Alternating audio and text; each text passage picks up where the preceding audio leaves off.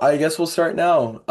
Welcome everyone to our Podium Prep workshop. This workshop is going to be able to help you all become ready and relaxed for your upcoming competitions. My name is Tegan Bronick, your Executive Vice President. I'm Deegan Martinson, your parliamentarian. My name is Lizeth Venegas. I'm your Capital Region Vice President. I'm Tori Hunter, your Northwest Region Vice President. My name is Sam Cardenas, and I'm your Southeast Region Vice President. So today we'll be going over just some general info to know for competition day, some studying tips and testing tips for objective tests, tips for presenting and preparing presentation events, and lastly, how to go through role plays. Also, we're going to do a book it with a ton of different test questions that might show up on your objective test at the end. So be ready for that. Starting off with general information, these are just some tips that apply to most presentation events. So, first thing is arrival time and checking in. It is so important to be timely when checking in, as sometimes events can be moving faster than expected. It's better to be early than late, and this will also help ease your nerves so much. So, when checking in, you want to make sure that you have all your materials and that you're following dress code, as you will lose points if you're not. Moving on to judge etiquette, it's vital that you set a good first impression. For competitions that are really competitive, it can be anything that puts you over the top, including a good first impression where you introduce yourself, shake hands, and show interest in the judge. Lastly, there is one major do not to remember when going into events with judges. Do not leave any parting gifts. It's vital that you don't leave anything behind, including handouts that you used in your presentation. Leaving materials behind can be grounds for disqualification. Now, we'll move on to more specific competitive event information, and starting with objective tests. So the first event type on our list is one of the most popular ones, and it's the testing events.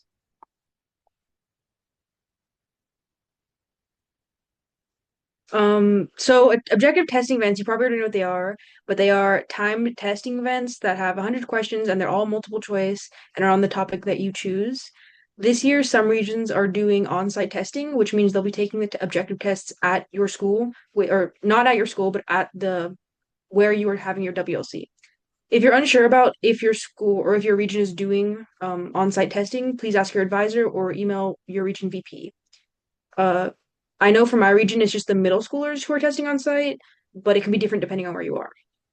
Now, some useful tips are being disciplined in your practicing, making sure you don't just cram it all in the night before, asking around for other people who have taken that test before you, and using business networking skills can really help so you know exactly what will be on your test and what to study for. Making sure you're aware of the time because that hour can get used up fast when you're focusing on your questions. Making sure you're studying to understand and retain the information and not to just look over the topics. And always come back to the questions you didn't understand. That way you can figure out what you need to study again. Lastly, on the day before the test, make sure to eat and drink enough water. That way you won't be sleepy on the day before or during your test. And you'll be able to remember the answers a lot easier. Um, Here are some like really helpful websites and resources when it comes to studying. The first one is MBA Crosswalks. These are the people who design the FBLA tests, and it's a really good way to study so you know you know exactly what's going to be on the test and you can get an amazing score. If you look at the MBA Crosswalks, if you look up MBA Crosswalks FBLA, it'll show you all of the tests that it has. You can take these as like a blueprint and you can download it to any like AI website like ChatGPT and have it create a bunch of objectives, questions, a test for you. So if you really want to look that up, just MBA, FBLA crosswalks. You can practice with, you can generate quizzes and flashcards basically. Busy Bear is another really good resource to study for your events. It generates practice problems, explains why they are correct, gives you the answers, and it also generates quizzes, reviews, and practice problems. And it helps you target those things that you missed if you get an answer wrong. Lastly, you can find objective tests on FBLA Connect and on the WA FBLA website, as well as the national one as well. Uh, you can also find practice tests from other states and other countries that participate in FBLA, and you can get them on Quizlet as well. A lot of the times, these are made by students, and people who have won at nationals. Hmm.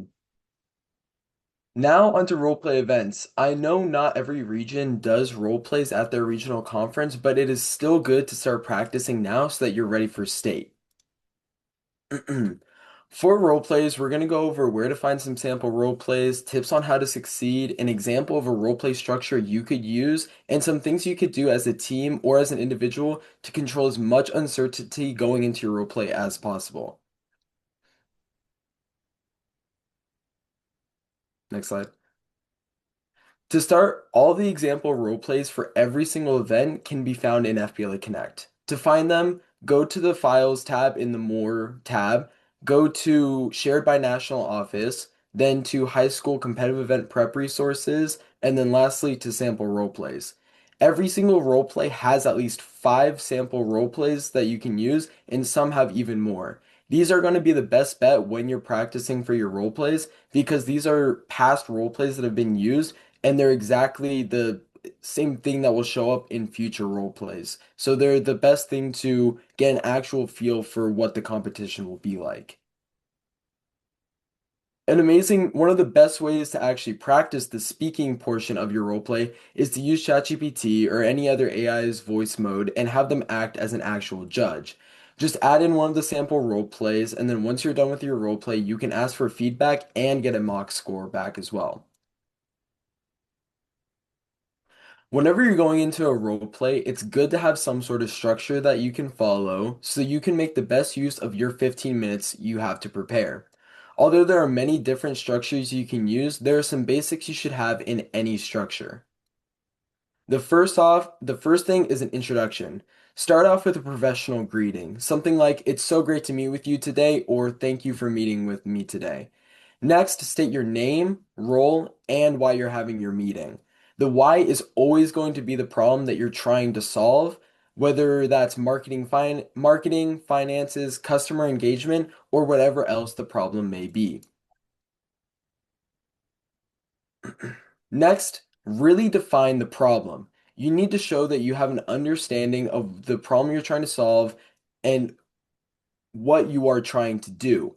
Always try to use facts and from the ones provided to you in the additional information section of the roleplay to help solidify the issue and goal that is needing to be accomplished. Next, your solution should be the bulk of your presentation. Each one of your solutions should hit a performance indicator and solve it.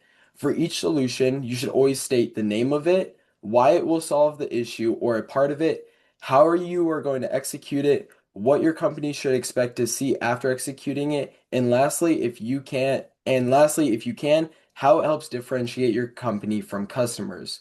For example, one type of solution that you could do is launch a digital rewards program. The purpose of it is to encourage repeat visits. How you're going to execute it is mobile-based enrollment with tiered rewards. What you're expecting to gain from it is a 25% increase in repeat customers within 6 months. And then how it sets you apart from other local competition would be gamification. And so then you would do this for 2 to 3 additional strategies.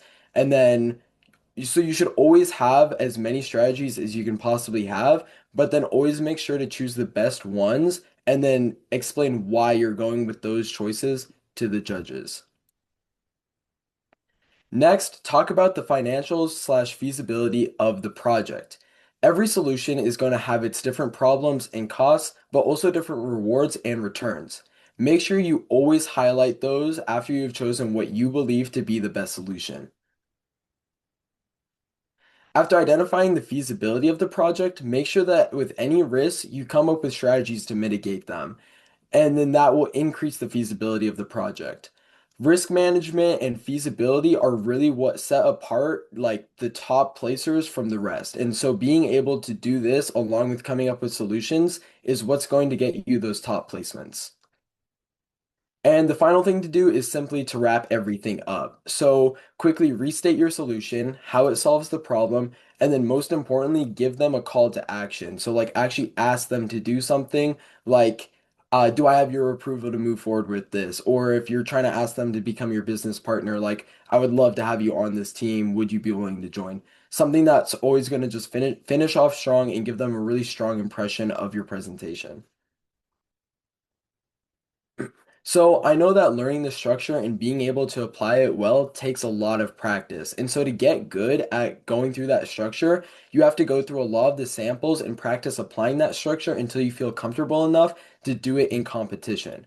So right here we have a example role play scenario. This is from I think a marketing role play. And so the first thing that you're always going to do is identify your role plus your audience. So your role here would be you're the CEO of your company or you're the owner of your company, as is stated in the yellow, and then you're presenting to your board of directors. The next thing that you're going to always want to do is identify the problem. So here you can see that your sales have been solid but appear to be leveling off. And then your company is now interested in looking at other ways of distributing your product in order to increase sales. So that's the why you're having this meeting with the judge. The third thing to do is to be able to, the third thing that you're going to want to do is pull out your performance indicators. And these are what you're going to be trying to solve and trying to do with each of your solutions. And then the final thing to do is to just clarify the objective and then look for all other additional information. And this is what you're going to kind of do to fluff out each of your solutions and know what you're going to be able to do and what you're not going to be able to do, depending on what further information they give you within that role play. So if you just keep on doing this with all of the different sample role plays, applying that practice structure or even a different structure that you come up with, you're going to be able to do really good at your role play events. Hey guys, okay, let's start talking about presentation events. Deegan? Yes, so presentation events. When you are competing in a presentation event, body language and anything that has to do with communication is vital. I know Lizeth made a comment earlier about make or break. This is going to be a make or break. So what I mean by this is act like they're like your friend, like you're communicating to a friend. Make eye contact. If you're talking to a friend, you're not going to be looking at the ground the whole time or staring off into the abyss behind them. No, you're making eye contact. You're making gestures that are communicating, and you're also not fidgeting the whole time. So if you're somebody with long hair and you like to play with your hair, or if you have rings or hair bands, bracelets, whatever, and you fidget with it, make sure to not bring that into your event. And also that leads into another topic, control the controllables. See, all of these you're able to control, you're able to practice these because these are easy points for you guys to get, and you guys can practice them to be able to attain them. Also, walk with confidence, smile. Everybody enjoys a smiley person. It makes the conversation go by faster. It makes the judges want to learn what you're talking about. It makes them engage with you deeper. Smiling is 100% a key to success. And moving backwards onto walk with confidence. If you're able to go into a room with a walk with confidence, that sets the tone. That's your ability to grab the judge's attentions right off the get-go. So yes, when you go into your competition, walk with confidence, hold yourself to high standards, and if you use the body language in your favor, you guys will be able to set the tone very, very well. Okay, thank you, Deegan. Now let's go on to planning ahead. So, especially in team events, this is one of the hardest things to do, and you don't really notice how difficult it is until you are in it and you have to plan with a group of people that you might not have worked with before. So, first, decide speakers for each section or slide. This is such a little thing that makes such a huge impact. And also, have a walk-in order. So when you're going in and you're setting up your materials, you will look very professional if you walk in, like Deegan said, with confidence, and also have an order so that you know who is speaking and what order you guys are going in. Normally, I would do either shortest in the middle, or you could do height order or an order of speaking. And here's a little pro tip. Have an outline with a plan of action. So when you guys are going to meet, when you guys are going to have certain things completed. For example, I did theater in the past, and we would always have a day when we would be off script. And my team for this year, we are competing. We have a date where we would be off book for our script as well, which was actually yesterday. So this has helped us a lot for learning our script. Moving on to resources. So, guys, you guys, in our today's modern society, we have the world at our fingertips. Everything that you need to know is in your hand, on your phone, or it's very close to you. So, that being said, all these resources have to do with technology. I'm sure that you guys have heard of these: YouTube, Winter Wednesday, Instagram, and then also videos that have sample slideshows. So, if you guys need any resources or thinking, hey, I want to know what so and so is doing or what people are doing that sets them apart from others, go to YouTube. Go to Winter Wednesday, which is on our FBLA social medias, and watch sample slideshows. I find it very useful because I'm kind of tend to be a narrow-minded person. I do things one way and it's very orderly. When I'm able to go watch a video of somebody else doing it, it gives me the opportunity to see a different perspective. And I tend to find things that I really enjoy, and then I actually get to use it when I do things the way that I do them. So yes, use those resources. It's all at your fingertips. I highly recommend just looking some questions. Okay, so I have a fun alliteration for you guys. For their question and answer segment, show, speak, and study. So, what I mean by this is show what you know. Everybody needs to speak and show that you have research. You need to study beforehand before you go in the room. So, a lot of you might not know this because it was happened this year, but nationals actually changed a lot of rubrics, and with this came a change of most events have a question and answer segment. So, this is going to be very helpful for probably everybody in here, unless you're only doing an objective test. First, show preparation and have teamwork and confidence. So you need to show what you've learned throughout your time doing the event and show some of your qualifications as well. For example, I do video editing. So if I was doing broadcast journalism or digital video production, I would say, oh, I've done video editing for this long. This is what I know. This is why I know it. And then also support your team and speak about your process. So judges love to see teamwork. So talk about how you worked with your team, how things happened, what challenges you had, etc. Also, it is really, really important that everybody speaks. This is something that sneaks up on you in the rubric, but if everybody doesn't speak, you can be marked down for it. Also, try to answer with a story. This makes you seem more personable to the judges. And eye contact. Going all the way back to body language that Deegan was talking about, this is so important. So when you're speaking to the judges, make sure to be engaged with them the entire time. I mean, I also have trouble with that sometimes, but the more you do that, the more engaged you seem to your judges, and the higher chance you have to get a really good score on that presentation part of your rubric. And try not to interrupt your teammates. This is one of the key things that makes judges think, oh, they didn't work well together, which can take your score down. So make sure to let each person speak. And then finally, study. Studying is so important, everybody. You need to show what you know. I mean, on the rubric, there is basically a portion that are asking the judges, did they show what they know? So I would research some statistics beforehand that you can tell the judges that goes with your event, or and have a parent or peer ask you questions so you're prepared for this. So you're prepared for anything that the judges might throw at you.